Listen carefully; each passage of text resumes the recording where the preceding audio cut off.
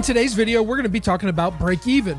To find a credit spread break-even points on the call spreads, the net premium is added to the lower strike price. So when looking at SNPS, we see this harmonic pattern coming up into old support, which makes new resistance. We think we should take the trade here. If we were to sell the 305s, that's why it's red, calls, and then purchase the 320 for protection, so if price goes over this, we'll be able to use these calls to pay for these losses, and the break even is the price that we collected divided by the amount of the spread, which looking at this 310 to 320 spread on the bid side, because we're selling calls. Now here's the math. It's a $10 spread between these two calls, and we can purchase these right now for a little bit better than a 1-to-1 trade, giving the edge to us. We see that when looking at the profit and loss, our max loss is $4,650 compared to $5,350. Now for the break even that's calculated for us, it is $315.35, which is pretty good considering that the last trade was $316.88. So on that strike scenario, you sold the calls of $315 and you bought the protection of $320,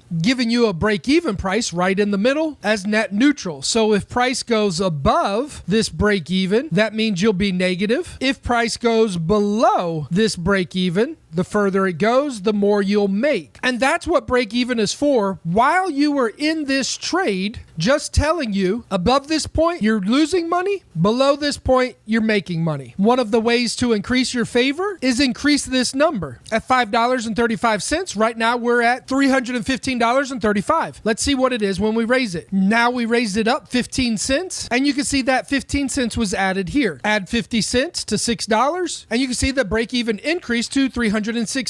So if break even is net zero, and you can increase that net zero up by $1, which do you think is better? That's right, the higher price. Because as price comes down, it will move quicker away from this number, giving you quicker profits. Now the break even is only important till you come to the expiration month. In this case, we're looking at October. So from now to October, break even is important. Now the other important thing when considering strike prices on taking a trade is the strike that you're selling, the lower one, and the strike that you're buying. Most importantly is the lower number, 310 in this situation. And that's because at expiration, this number will determine if we're assigned or not. Let's look and see how assignments work. We all know that if price is at or below the lower strike price, then you should be able to collect your whole target amount, either 50% profit or 100% at expiration, because both the calls that you sold and the calls that you bought will expire worthless, and you collect all the premium. Because they expire worthless, there is no stock position that is created, meaning you are not assigned those positions. You just look for the next trade. Now, if the stock price is above the lower strike price, but not above the higher strike price, then a short call is assigned, which is a short stock position, giving you negative shares. Those negative shares are given to you at the lower strike price. So in this example, if we sell the 310 and buy the 320, it's okay if price goes above this higher strike price, just as long as it closes below this lower strike price. You will make all of your profit. If it closes above this strike price, which is our protection, you will lose all of your money. If it closes in between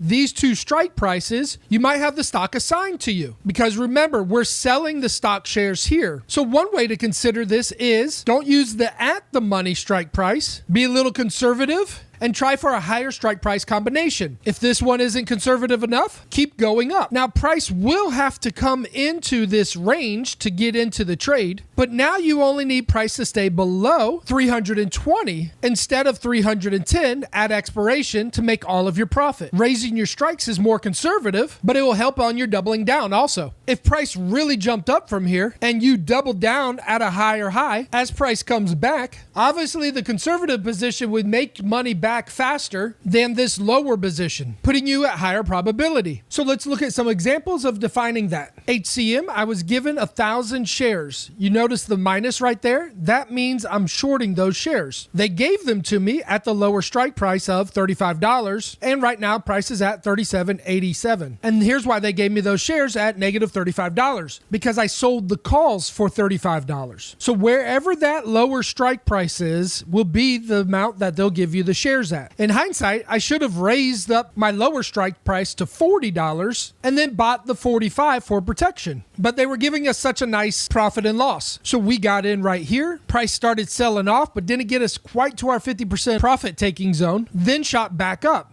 So we doubled down. And this is the way that I like to protect myself if this trade doesn't work out. So remember, we sold the 35 calls and we bought back the 40 calls for protection. So if price at expiration was anywhere up here, I would have lost all the money of that trade. But fortunately, price closed inside my 2 strike prices, giving me another day to win back my losses. Now for me to break even, I have to have price come down to this lower strike price of $35, which is about 6% from where it is now. I can follow price down with a trailing stop, or I can just exit right here, having this be a losing trade because remember, we doubled down. So this will make back all of the money for 2 entries, hence the double down effect. Next trade I'm looking at, because they gave me negative 300 shares at my lower strike price of $25, and currently price is up near $29. That's a big move. In order for me to break even, I have to have price come all the way back down here, which is about 14%. I don't think that's going to happen, but I'm okay with that. My backup plan for this trade not working was doubling down at these higher highs. So this doubling down will be my protection for my last loss. Looking at a smaller time frame, you can see that we have this wedge formation happening, so we should have a continuation, giving me back a small amount of my capital. Now, we need to look into this a little bit further, and that's why I like to use stocks over $30. I got a little aggressive on this trade because it was an IPO, fairly new. I didn't think I was going to have to hold it all the way to expiration. I thought it was going to fall off a little bit quicker because we were at these double tops and had channel duplication. But no matter how good the trade setup is, have to be aware of the spread. This spread would have been great if the option makers gave us a $29 to $30 option, just making it $1 apart. You can see there was a lot of movement and $1 would have got us our return, no problem. But the tricky thing that happens all the time for stocks under $30 is the option makers give you this huge strike price, $30 to $25, putting your break even much lower for you and putting a very high demand that price has to come down or you'll be assigned. It's a trick the option makers like to use. You can see here they're giving a $2.50 spread, which is a higher likelihood that you'll be able to get that because it's less demand on the move of the stock. Then you go to at the money and they want more money, making it harder for you to capture that with low volume. Unlike SPY, there's a $1 spread on a $450 price. And that's because the demand is so big, they have to allow these smaller spreads. And based on what we learned today, the further you go out from at the money and the more you increase the credit that you're collecting on the spread, along with the tighter spread that it is, give you a higher probability as price moves down.